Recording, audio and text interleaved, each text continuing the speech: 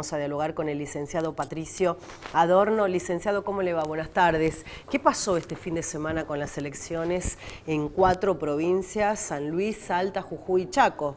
Así es, ¿cómo estás? Buenas tardes. Tuvimos el segundo termómetro electoral de este año, que es importante no solamente para el gobierno nacional, que en octubre pone en juego bancas en el Congreso de la Nación, sino también para los oficialismos locales, para el peronismo y para aquello que supo ser Juntos por el Cambio. Tuvimos elecciones en 4 provincias, vos lo mencionabas bien, y acá hagamos el primer alto. Sí. Son elecciones de medio término, es decir, son elecciones que solamente tienen como finalidad renovar los parlamentos locales o provinciales de los municipios, los consejos deliberantes o de la provincia, y elegir también a convencionales constituyentes, en el caso de la provincia de Salta, para reformar las cartas magnas municipales. Primer punto importante, no se elegían grandes ejecutivos, es decir, la atracción de figuras como el gobernador de Salta, el gobernador de Jujuy, de Chaco, de San Luis, no estaba en juego directamente. Por lo tanto, es el primer punto a tener en cuenta a la hora de evaluar el dato preocupante de la jornada electoral del domingo. Le iba a preguntar, ¿la fragmentación castigó al peronismo? La fragmentación fue uno de los puntos débiles del peronismo en las 4 provincias, porque en todas las jurisdicciones se presentó separado. Dato importante respecto de la fragmentación del peronismo. En Chaco, donde La Libertad Avanza fue en conjunto, en una alianza con Leandro Esdero, el gobernador de la provincia, un gobernador radical, el peronismo, que fue dividido en 2 frentes, sacó exactamente la misma cantidad de votos, el mismo porcentaje que en 2023. Si no hubiera ido dividido, hubiera peleado de igual a igual al gobernador, a la alianza del gobernador chaqueño. Sí. Lo que marca que a priori lo que uno supondría una debacle o una disminución del caudal peronista en Chaco no se está produciendo. Otro dato importante, Chaco difiere de todas las otras jurisdicciones. Es el único lugar en el que La Libertad Avanza fue con una alianza electoral a la elección, no así en Salta ni en Jujuy, donde jugó por fuera, jugó como un espacio aparte. Y en San Luis, dato importante, donde está el senador Abdala, si recordarás a principios del año pasado, un senador que tuvo una declaración bastante desafortunada cuando se veían los cargos de los senadores en el Senado de la Nación. Él dijo que tenía todos sus cargos en San Luis trabajando para su campaña electoral a gobernador. Bueno, en la provincia de San Luis no se reconoció a ningún partido de La Libertad Avanza formalmente. Guiño al gobernador de San Luis, que ganó con amplia diferencia al espacio peronista fragmentado, y una Libertad Avanza que sacó casi 14% de los votos. Licenciado, ¿y este dato preocupa a Tucumán? ¿Cómo se está preparando? ¿Cómo se abre el abanico o el tablero para el gobierno provincial con sus candidatos? El primer punto que va a diferenciar la elección tucumana de las 4 que vimos el domingo pasado es que la elección de Tucumán se va a dar en el marco de una elección nacional. Se va a discutir una única agenda a priori, que es apoyar o no al gobierno de Javier Milei. Vamos a elegir representantes tucumanos para ir al Congreso de la Nación. No vamos a discutir las agendas locales, que es lo que pasó el domingo pasado cuando se solapaba la agenda del oficialismo nacional, buscando candidatos que apoyen al gobierno de Javier Milei, instalar los nombres de las candidaturas de La Libertad Avanza en los distritos, mientras que los gobernadores buscaron a toda costa plebiscitar sus propias gestiones, buscaron provincializar la elección, mientras que desde La Libertad Avanza se buscó nacionalizar. En el caso tucumano va a ser una elección atípica en ese sentido, porque vamos a tener una dinámica parecida a la chaqueña, pero con una oferta electoral muy similar a la salteña. ¿Por qué parecida a la chaqueña? Sí. Porque en Chaco fue una polarización respecto de apoyar o no al gobernador. En este caso, los frentes tenían muy clara su orientación discursiva. En el caso tucumano probablemente tengamos muy clara la orientación discursiva. Pero el problema está en que la oferta que apoye al presidente de la Nación en Tucumán está muy dispersa. Si uno empieza a ver los nombres de los partidos políticos que podrían competir buscando el apoyo a Javier Milei en las próximas elecciones de octubre, podríamos mencionar al PRO, a la Unión Cívica Radical, a la Libertad Avanza, a Fuerza Republicana, a Creo, que de repente tenemos un montón de partidos que aspiran a pescar en esa pecera y el espacio del gobernador Osvaldo Jaldo, Sí. que cada vez busca diferenciarse más del gobierno nacional, lo vimos con las declaraciones de hoy a la mañana, Sí. pero que tiene un sector que lo apoya fuertemente y que quiere que la relación entre Osvaldo Jaldo y Javier Milei siga por el camino que tiene hasta ahora. Entonces, mientras Osvaldo Jaldo más se acerque a la pata peronista que se opone a Javier Milei, más espacio va a dejar a los sectores que apoyan al presidente. Mientras más se acerque a los sectores que apoyan al presidente, menos terreno va a pisar dentro de a quienes se oponen abiertamente a Javier Milei. Pero el problema está en que del otro lado, quienes se oponen abiertamente a Javier Milei, uno los puede contar incluso con menos de los 5 dedos de la mano. Tenemos a la izquierda en la provincia de Tucumán. Claro, ¿quiénes son? ¿Quiénes Y serían? tenemos al sector del kirchnerismo local. Por ahora son los únicos dos que plantean una oposición abierta al presidente de la Nación. Recordemos que según los números de la consultora Meraki, está en la provincia de Tucumán el apoyo al presidente partido 50-50. Es decir, dentro del 50% que apoya al presidente, 8 o 7 espacios van a salir a buscar los votos, dentro del otro espacio solo 2. Solo 2. Hay que ver cómo eso después, cuando la oferta esté completa, el 17 de agosto, aniversario del fallecimiento del general San Martín, vamos a saber los nombres concretamente y vamos a saber cómo se perfila Hoy hay hacia octubre. nombres así tirados al azar, quienes van a ser los candidatos. Pero todavía el propio gobernador no ha dado nombres de quién va a ser el elegido. El gobernador dejó clara una cosa muy importante. Él no va a buscar la candidatura testimonial. Bien. Lo dijo, yo hoy no analizo ser candidato en las próximas elecciones. Dato importante.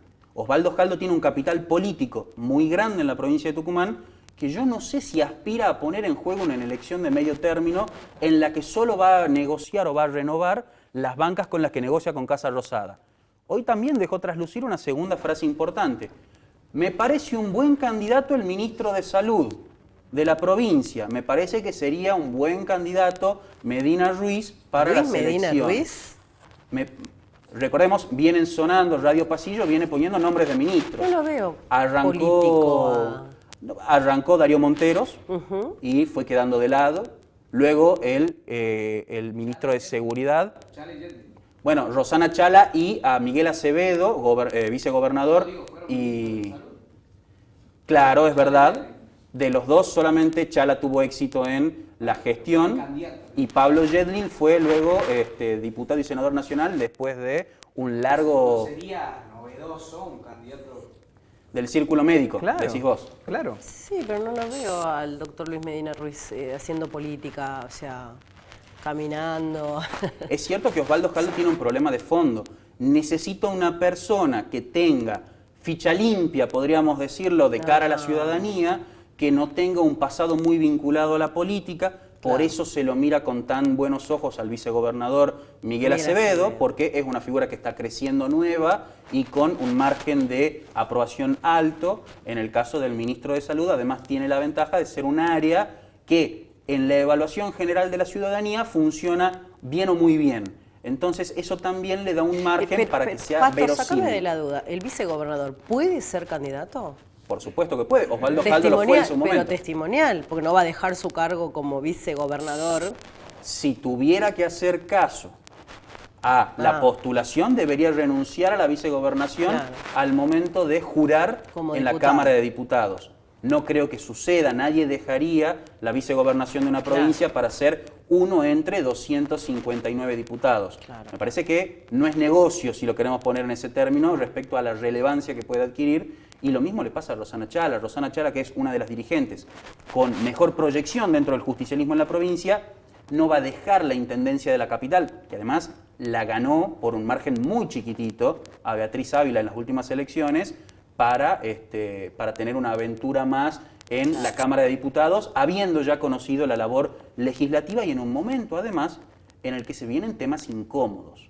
Se menciona la posibilidad de la reforma laboral y la reforma previsional para que arranque en diciembre o febrero del próximo año, y son temas que al peronismo y a los dirigentes peronistas en particular puede que le incomode un poco tratar. Es cierto que hay que ver qué rol va a jugar Cristina Fernández de Kirchner.